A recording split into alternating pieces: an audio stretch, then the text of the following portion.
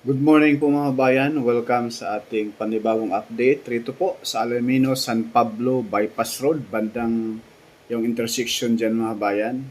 So ito na po yung ating map, no? Ayan, masisilayan natin mga bayan yung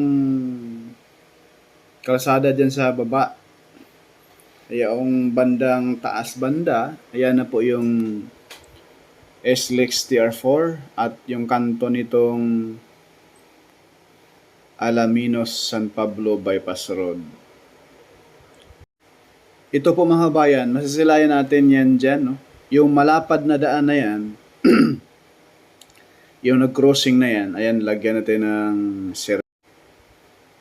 Ito yung pinakaunang putol mga kabayan sa Alaminos San Pablo Bypass Road at may ground siya Mga kabayan, yung highway na yan, yung tulay sa taas yan na po yung SLEX TR4.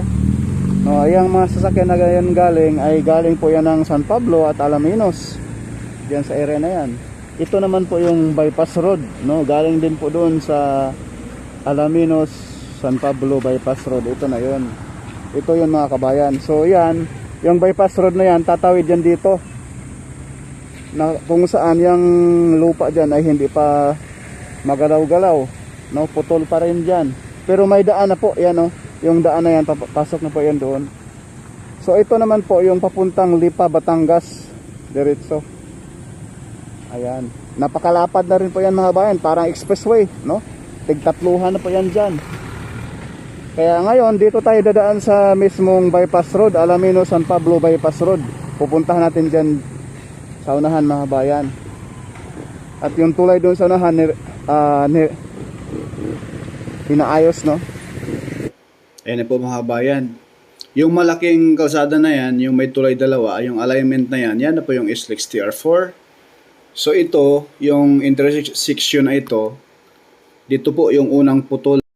Ito po yung unang putol mga bayan sa bypass road dito sa Alaminos, San Pablo Bypass Road. Ayan po, dito po sa Barangay San Roque, no?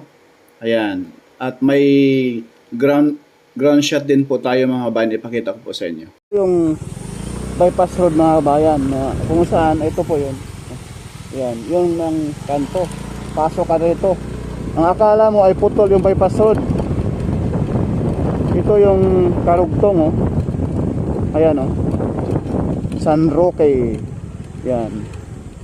Ito na yung karugtong sa bypass road mga kabayan. San Roque.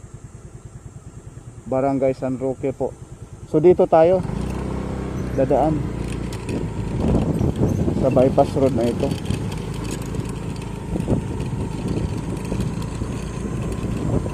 Dito putol.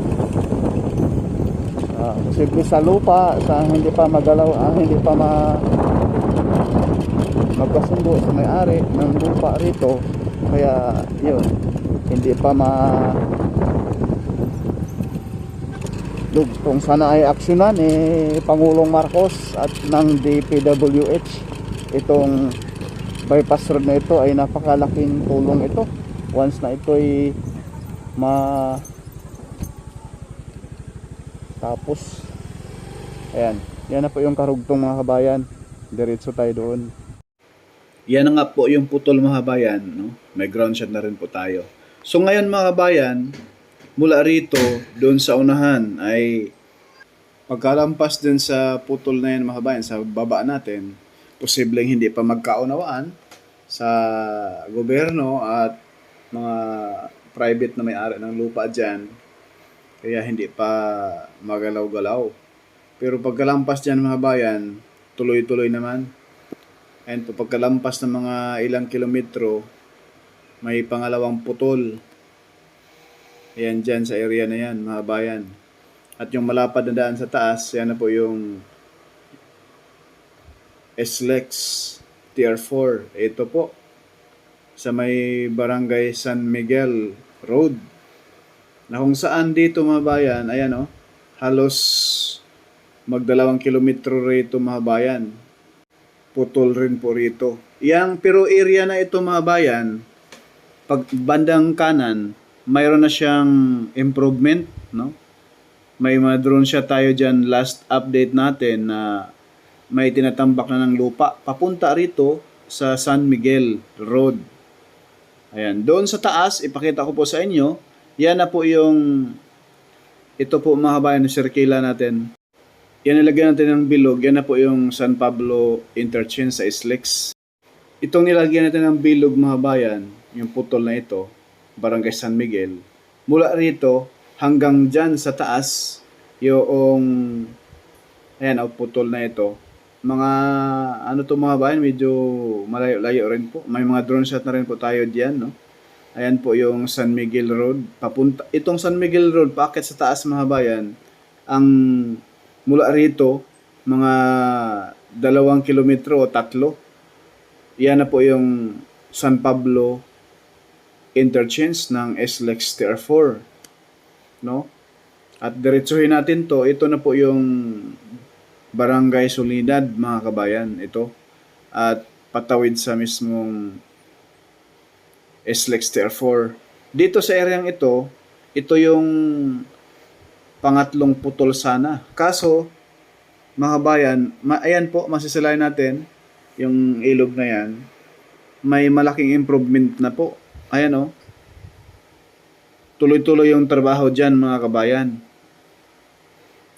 Posible sa area na yan, yung unang update natin, mga April, no, May, ay ganito po yan, putol, no?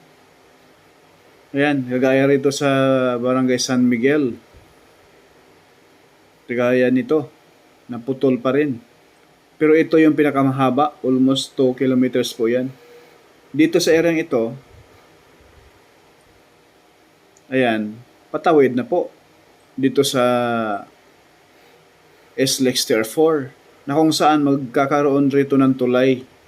Ayan po yung bypass road, paakyat na rito sa may San Joaquin Elementary School. At dito na, ito na yung pinaka last na putol, pangatlong putol na po, no? Ayan.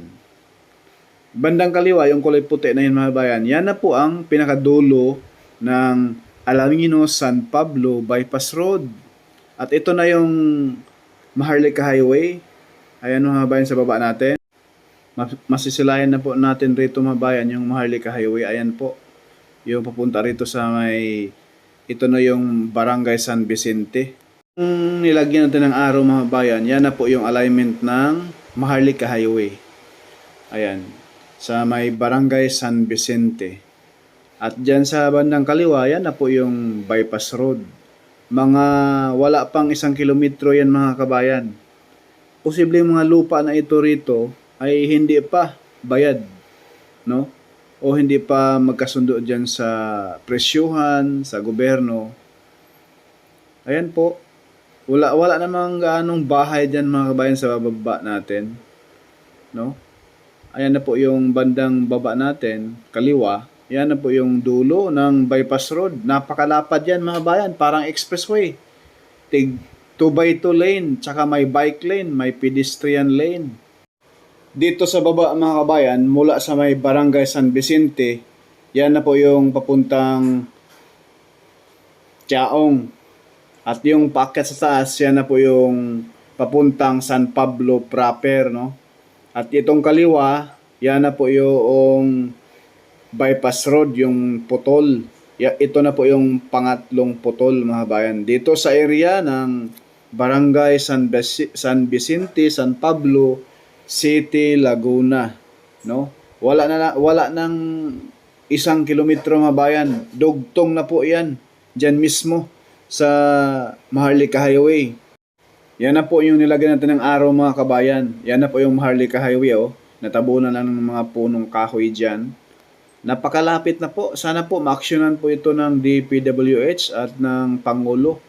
Nang sa ganun, mawala na yung traffic dyan sa siyudad ng San Pablo at bayan ng Alaminos. Ayan po, mga kabayan.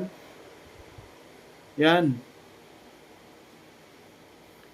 Dito, lapit-lapit na rin to dito sa area na to. Ito yung pangatlong putol dati. Tulay na lang kulang dyan mga kabayan. Tawid na lang. Tatawid na. Ayan po, bagong simento na yan, oh. Bagong latag yan.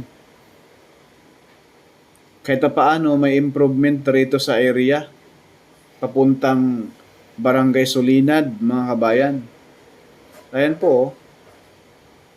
Yan. Kita niyo mga kabayan. At dito sa area, simentado na rin po yan dyan. Pakaliwa, papuntang Barangay San Miguel. Papuntang San Pablo Interchange. Sa kaliwa banda mga bayan. Kita nyo po. Ayan o. Yan na. Binalik natin para hindi kayo malito. Ayan. Barangay San Miguel. Yan. Yan. Dito po yung medyo mataas-taas yung putol mga bayan. Posibleng hindi pa nabayaran yung may-ari ng mga lupain rito. No? Ayan o. Kita nyo naman. Maraming puno yan dyan sa baba. Maraming puno. Papasukin sana natin kaso hindi tayo makapenetrate dyan sa area dahil may mga farm, may mga pader. No? Mumuturin sana natin yan dyan mga bayan kaso walang madaanan dahil may mga... Kaya iikot tayo doon sa mismong San Pablo Interchange ng SLEX TR4. Yan, yung daan na yan, yung... Barangay San Miguel Road. Ayan po yung San Pablo Interchange. Kitang-kita ang bayan, no? Formado na siya. Kulay, forma na po ng trumpet design. Diyan sa SLEX Tier 4. Yun lang muna mga bayan yung ating latest update rito po sa Alaminos, San Pablo Bypass Road. Please like, share, and subscribe po. Huwag po tayo mag-skip sa ads. Malaking